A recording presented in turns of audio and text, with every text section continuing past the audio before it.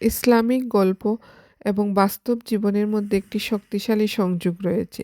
Islamic গল্প সাধারণত মানুষের জীবনের শিক্ষণীয় মুহূর্তগুলো তুলে ধরে এবং তা আমাদের জীবনকে সহজ, সুন্দর এবং সঠিক পথে পরিচালিত করতে সহায়তা করে। আসসালামু আলাইকুম, সবাই কেমন আছেন?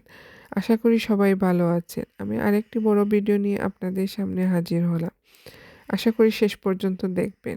কিছু কিছু ইসলামিক গল্পের মাধ্যমে আমরা আল্লাহর অনুগ্রহ, সহানুভূতি, সাহস, ঈমান এবং ত্যাগের গুরুত্ব বুঝতে পারি। বাস্তব জীবনে এগুলোর প্রয়োগও আমাদের জীবনে শান্তি, সাফল্য এবং স্বীকৃতি এনে দেয়। এখানে দুটি ইসলামিক গল্প আমি তুলে ধরব। তাদের বাস্তবিক জীবন থেকে যে শিক্ষা, সেটাও এখন বলবো। ইব্রাহিম এবং আলাইসাল্লাম ও তার ত্যাগ। ইব্রাহিম আলাইসাল্লাম আল্লাহর প্রতি যে অগাধ বিশ্বাস এবং তার আদেশ পালন করতে যা কিছু করার প্রস্তুত গ্রহণ করেছিলেন। তিনি আল্লাহর আদেশে নিজের প্রিয় পুত্র ইসমাইল আলাইসাল্লামকে কুরবানি দিতে প্রস্তুত ছিলেন। এই গল্প আমাদের শেখায় যে আল্লাহর প্রতি পূর্ণ বিশ্বাস এবং তাকে সন্তুষ্ট করতে নিজের সর্বোচ্চ ত্যাগ করা উচিত।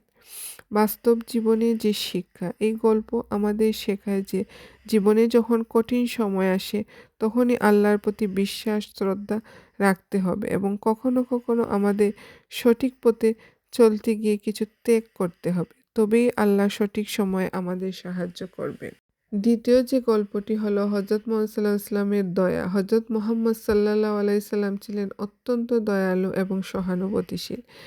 একদিন এক এক ইহুদি বৃদ্ধা রাস্তার পাশে দাঁড়িয়েছিলেন এবং তিনি রাসূলের দিকে কিছু ধুলো ফেলেছিলেন এবং কিছু কাঁটা বিছিয়ে রেখেছিলেন। হযরত মুহাম্মদ সাল্লাল্লাহু আলাইহি সাল্লাম তাকে কোনো কিছুই বলেননি।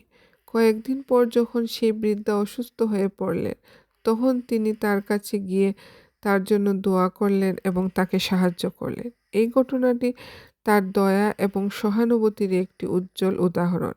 বাস্তব জীবনের শিক্ষা এটি আমাদের শেখায় যে কখনো কারো ক্ষতি না করে সব পরিস্থিতিতে দয়ালু হতে হবে এবং মানুষের প্রতি ভালোবাসা, সহানুভূতি এবং সহায়ক মনোভাব আমাদের জীবনের মূল ভিত্তি হওয়া উচিত।